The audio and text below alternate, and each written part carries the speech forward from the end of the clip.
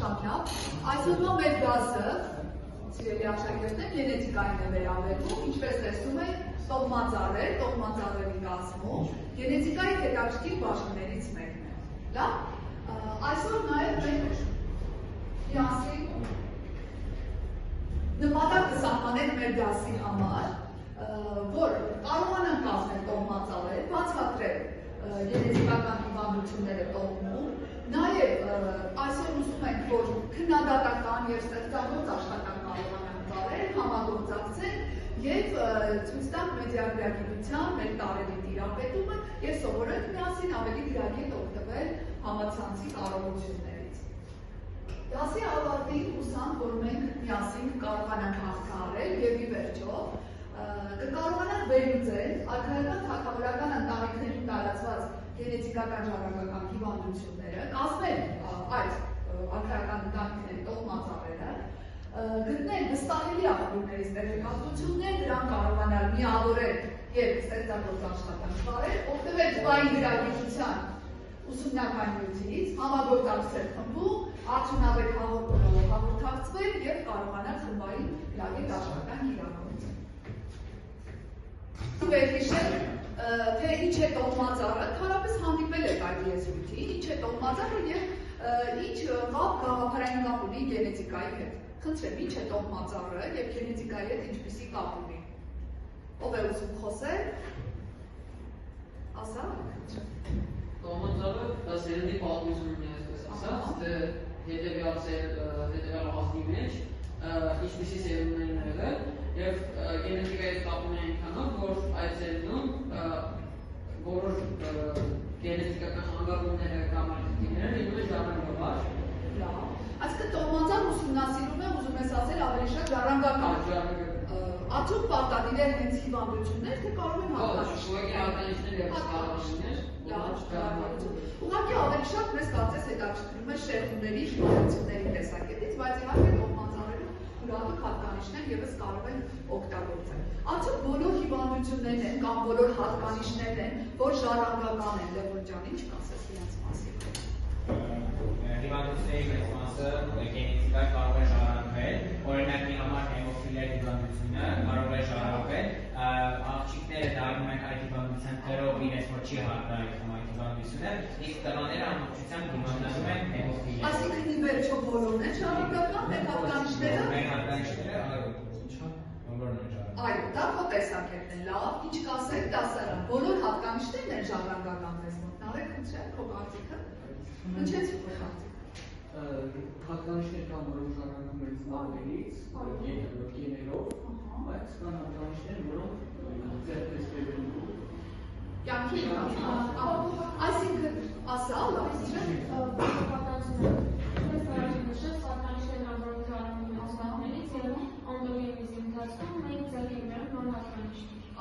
այսինքն և Լևոնի ասածներ, ճշմարտության իմաստն և Նարեկի ասածը, դու ամփոփեցիր։ Կան հատկանիշներ, որոնք մենք ժառանգում ենք և արտահայտվում ենք, կան հատկանիշներ, որոնք որ հիմքում ունեն գեները, սակայն արտահայտումը կախված է արտաքին միջավայրի պայմաններից։ Այսինքն դա արդեն փոփոխականության հաշվին է կատարվում, ֆենոտիպային փոփոխականության։ Լավ, շնորհակալություն։ Արդյոք ծանոթ եք նշանների գենետիկական, որոնք օգտագործում են տոհմածառեր կազմելիս։ Ծանոթ եք։ Դե խնդրեմ, ես ցույց տամ դուք փորձեք ասել, այսօր օգտագործել ենք այս նշանները, բաշխի շնորհիվ ես ևս կբաժանեմ, որ ավելի մոտիկից և տեսանելի լինի։ Այսպես նշանակում է դիզուր կնոջ, ինչպիսի կնոջ, դոմինանտ թե ռեսեսիվ։ Դոմինանտ։ Հոմոզիգոտ թե հետևից։ Հոմոզիգոտ, շատ լավ։ Մյուսը այսպիսի նշանով, եթե սա կնոջ նշանն է, ապա կհամարվում մյուս։ Այո։ Սա այս զեղողեցվածները շատ տիրապետում ենք ինչ-որ չափով։ Այստեղ ներկայացված է նաև ամուսնության նշանը, ինչպես կարելի է սա, տեսնում եք ազգակցական ամուսնությունները երկու գծով երկու նշանով է նշված և այլն, արդեն վերլուծությունը մենք կկատարենք ըստ սերնդի։ Լավ։ Հիմա դիտենք շատ կարճ տեսակ ֆիլմ թագավորական ընտանիքների, նրանց յուրահատուկ հատկանիշների և հիվանդությունների մասին։ Խնդրում եմ ուշադիր եղեք, որտեղ գործնական աշխատանքը վերաբերվելու է արդեն այս հատվածին։ Տեսանելի խնդրում եմ ուշադիր եղեք, ներողություն եմ խնդրում, որ թարգմանությունը հայերեն լեզվով չի հնչում, բայց ներքևում կտեսնենք հայերեն գրված որոշակի հատվածներ։ Ինչպես տեսնում եք, Իսպանիայի թագավորական ընտանիքի մասին է, որի ներկայացուցիչը կամ երկրորդը ըստ պատմության ուներ որոշակի շեղումներ, որը երևում է նաև իր արտաքին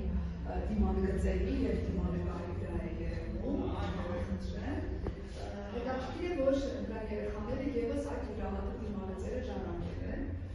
Քիչ հետո բաշխիչնյութով կբաժանեն եւ նաեւ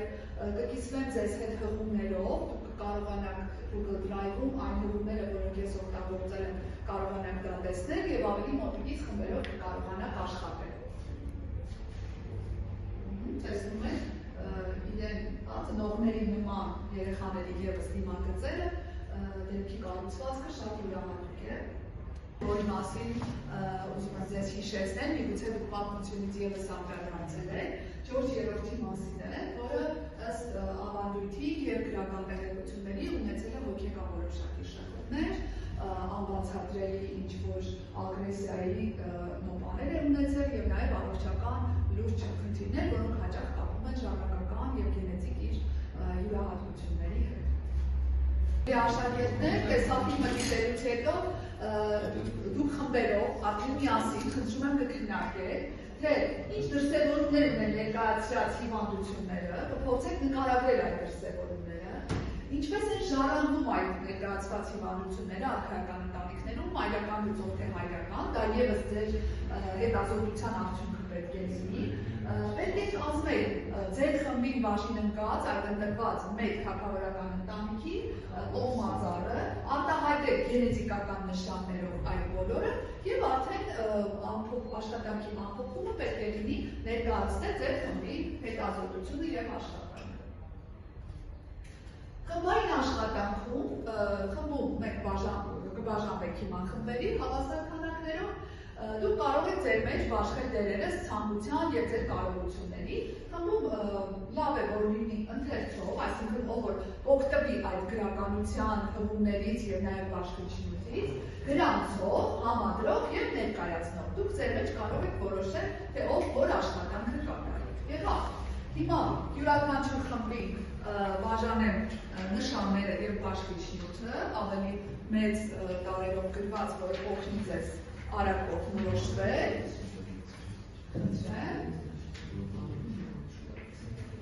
Խմբերից մեկին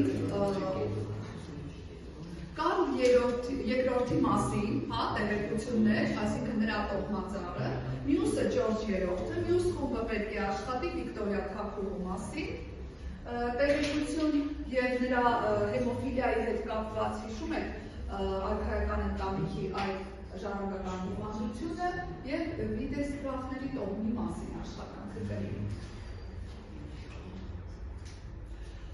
Հուշում կատարել, որ տոհմածառերի նկարագրությունը պետք է պարունակի ճշգրիտ կենսաբանական տեղեկատվություն, արտահայտի ձեր խմբի սեփական կարծիքը։ Այսինքն այն հարցերը, որը խնդրեցի նախորդ մենք միասին քննարկեցինք, դոմինանտ է թե ռեցեսիվ է, մայրական թե հայրական է, արդյոք ժառանգական է, նույնիսկ դա կարող է կասկածի տակ դնել, դա լինի ձեր խմբի քննարկման արդյունքը, սեփական եզրակացությունը լինի, եւ պետք է օգտվել հեղինակային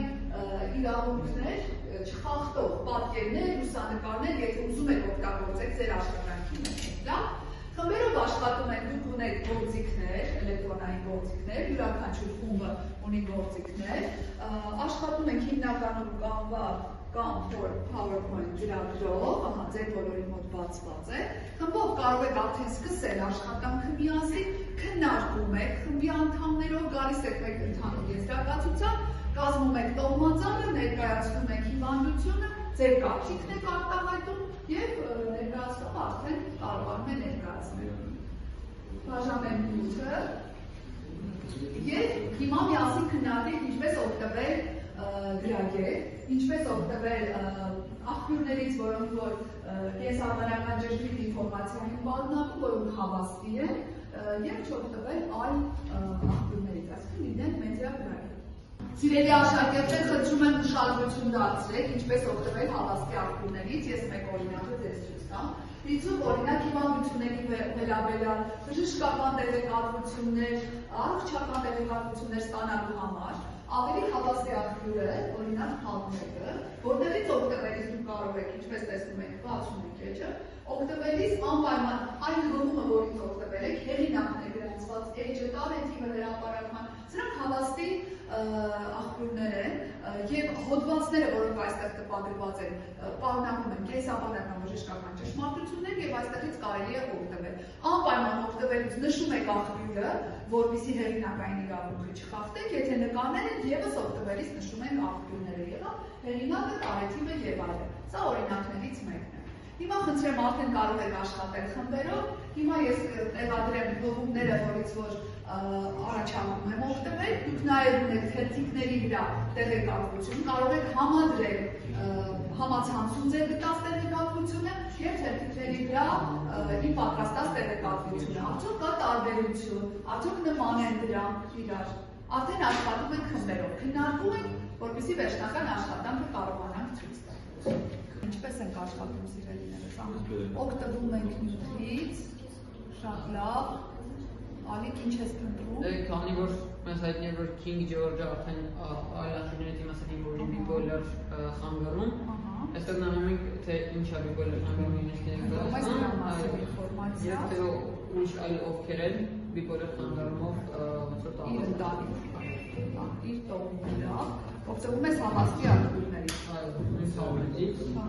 Լավ, քննարկել եք միասին։ Պատրաստում եք արդեն աշխատանքը, սկսեք արդեն աշխատել։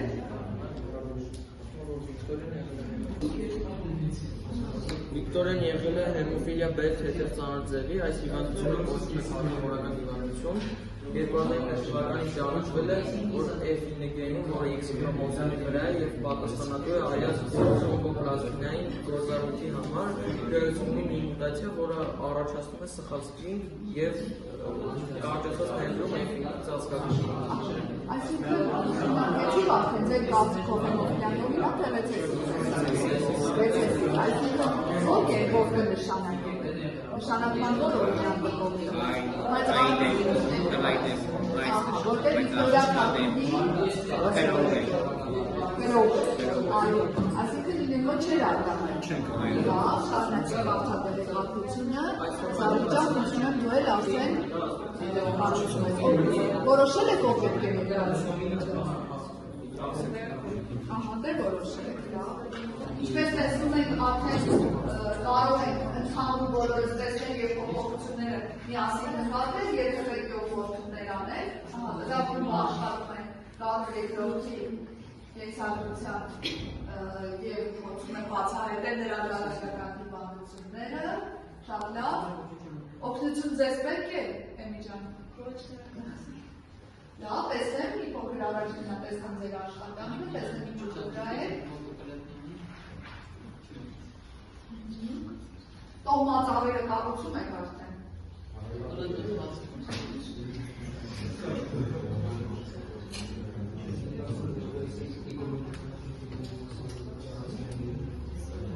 Խմբեր, խնդրում եմ ուշադրություն դարձրեք, այստեղ խմբից մեկի աշխատանքն է, օգտվել եք ինչպես հասկացա համացանցում տեղադրված արդեն կառուցված տոհմածառից, բայց առանց գենետիկական իրենց նշանակումներից։ Ողջունելի է շատ, բայց նշեք որտեղից եք օգտվել, այսինքն աղբյուրը եւ հնարավորինս գենետիկական նշաններով արտահայտեք սիրելիներս, լավ, եւ աշխատեք այլոց։ Պատրաստ են խմբերը, լսեք առաջի խումբը, ներկայացրեք ձեր աշխատանքը։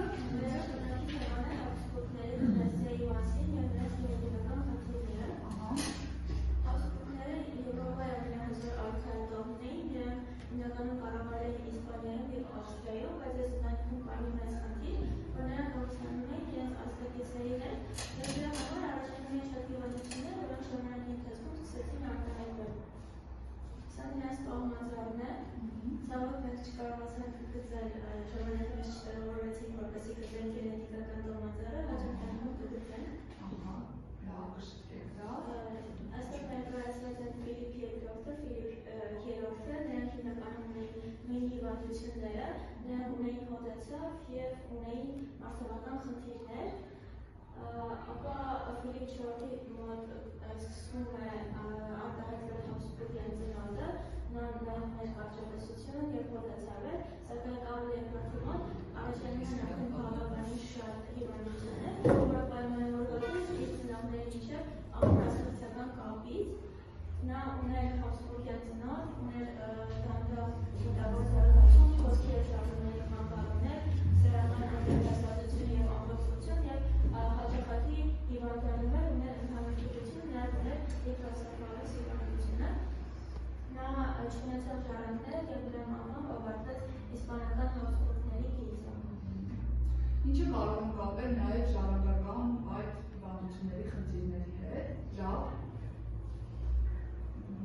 Շատ լավ, հանգամանալից պատրաստել եք, ափսոս, որ չեք կարողացել նշանակությունների հետ կապված լիարժեք աշխատել, լավ, և մեր եզրակացությունը Հաբսբուրգների պատմությունը ցույց է տալիս, թե որքան վտանգավոր է ազգակիցների միջև ամուսնական կապերը, և սատարում է ուսուցման վատթարացման, կապցված այսինքնացասի գեների արտահայտման և նույնիսկ հակամարտական Հնդկաստանի ավարտման։ Շնորհակալություն, լավ, լրացումներ կան դասարանից, երեխեք ջան, հետաքրքիր է ձեզ, հասկանալի է, լավ, մյուս խումբը խնդրեմ, մյուս խմբի աշխատանքը ներկայացնում եք մեր ջան, ինչի մասին բրիտանական հունավերսեն դեսիա 4-րդի մասին, նա ունեցել է հոգեկան հիվանդություն և կասկածում է նաև պսիխոզի կամ պորֆիրների մասին, կասկածում է երկուսից մեկը։ Ահա, հրաշալի կազմել եք տոհմածառը, հասցրել եք գենետիկական տոհմածառը, իհարկե ոչ ամբողջությամբ է կարողացել ներկայացնել, ունեցել է 15 ժառանգ, որոնցից շատ քչերն են ապրել, մինչև չափած դառնալը մահացել են, 4 եղավեր չկարողացան կանել, բայց այսքան ենք հասցրել։ Այսինքն կարելի ասել, որ չի արտահայտվել հիվանդությունը ժառանգների մոտ չի արտահայտվել, լավ, դուք ենթադրել եք հասցրել չկան մերձավորների հետ ամուսնություն է ունեցել, եթե պսիխոզ, ապա դոմինանտ գեներից քանելով, որ ռեցեսիվ գեներից որ լուրջ դեր չէին տանի, իսկ եթե ունենալ պորֆիրիա, ապա ռեցեսիվ գեները արտահայտիչ կլինի։ Այո, որովհետև դոմինանտ գենը ճնշել է և նրա դեպքում չի արտահայտվել, շնորհակալություն։ Ժառանգման տիպից խոսացինք, հիվանդությունը, շատ լավ, անցնենք առաջ, եզրակացության ասել, շատ մանրամասն աշխատել եք, աղբյուրները նշել եք վերջում, նշել եք աղբյուրները, շատ լավ, և եզրակացության 4-րդ հիվանդությունը դարաշարժակ քննարկվում է պորֆիրիա թե բիպոլյար խանգարում, եթե դա պորֆիրիա է, դոմինանտ է և հնարավոր է փոխանցվել ժառանգների, եթե դա բիպոլյար խանգարում էր, ավելի բարդ է, բայց նույնպես ժառանգական հակում ուներ։ Ստատιστական ամուսնությունները մեծացնում են ընդհանուր ռիսկերը, թե հիվանդության դրսևորումը կախված է նաև միջավայրից։ Շնորհակալություն, շատ լավ, շնորհակալություն, լրացումներ կան, խմբի աշխատանքի մասին, ունեք ինչ-որ բան ասելու։ Գոհ եք, ողջուն եք, հետաքրքիր էր, լավ էր ներկայացված, լավ էր ներկայացված, շնորհակալություն, լավ աշխատել էիք, խնդրեմ մյուս խումբը, լավ, մյուս խմբի լսենք։ Վիկտորիա Թափով ընտանիքում դիտվել է հեմոֆիլիա հիվանդությունը։ Ինչ է հեմոֆիլիան? Հեմոֆիլիան ժառանգական հիվանդություն է,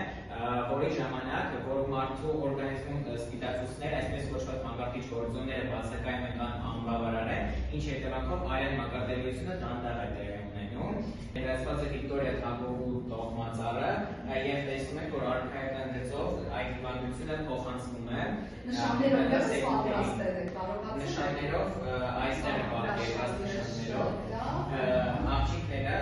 դուստրները վերով են հանդիսանում այդ հիվանդությամբ եւ նրանց որ չի արտահայտվում այդ հիվանդությունը, իսկ նրանց տղաները ամբողջովին հիվանդ են այդ հիվանդությամբ։ Լավ, շնորհակալություն։ Աղջիկները փոխանցեն այդ հիվանդությունը ռուսական եւ իսպանական հնարավորություններին եւ այդ պատճառով հիվանդությունը կոչվել է փոխանցական հիվանդություն։ Այսինքն ամուսնացել են եւ ամուսնության հետևանքով նրանց երեխաները եւս կրել են այլ հիվանդություն։ Դա չի ժառանգել հեմոֆիլիայի հիվանդությունի դեմ այլ երկրագիր եղել առողջ եւ ընթացքում մուտացիայի հետևանքով վերևում առաջացել է հիվանդությունը։ Այսպիսով հեմոֆիլիա դոմինանտ է ռեցեսիվ։ Եվ փոխանցվում է որ գծով հայրական թե մայրական գծով։ Շնորհակալություն։ Լավ, շնորհակալ եմ շատ։ Նստեք, բոլոր խմբերը շատ լավ աշխատեցին, հիմա խնդրում եմ, որ կատարեն ինքնագնահատում, խմբերի գնահատում, փոխադարձ գնահատում եւ ինքնագնահատում, լավ, պատրաստեք ձեր համակարգիչները, ձեր պլանշետները, կատարեք հետեւյալ փոխադարձ գնահատումը, լրացնեք փոխադարձ գնահատման թերթիկը էլեկտրոնային ձեր Google Forms-ում դա կա, նշելով երկու շեղբով եւ մեկ ավելի բարելավման առաջարկ, որպեսզի այսպիսի նմանատիպ խմբային աշխատանքները եւ գործիքներից օգտվելու մեդիագրագիտության ավելի լավ կարողանան անցնել։ Լավ, խնդրում եմ, սա աշխատում ենք հիմա, դրացնում ենք եւ հաջորդը ինքնագնահատումը, լավ, յուրաքանչյուր խումբ ինքնին ներսում իր կարծիքը իր աշխատանքի մասին։ Ինչ նոր բան սովորեցի այս թեմայի շուրջ եւ ոչ միայն թեմայից, այլ նաեւ հմտություններից, լրացնում ենք հաստատելը, նշում եք ձեր ներդրումը խմբային աշխատանքում, ով ինչպիսի աշխատանք կատարեց եւ ինչպիսի ձեռքբերումներ ունեցավ, ինչպիսի հմտություններ ունեցավ։ Լավ, հիմա խնդրում եմ աշխատում եք արագ, լրացնում եք եւ բարերով ուզում եմ ձեր կարծիքը լսել, հետաքրքիր էր ձեզ դասը։ Նոր տեղեկություններ ստացաք։ Դասագրքից դուրս նոր հմտություններ կարողացաք դիապել։ Շնորհակալություն։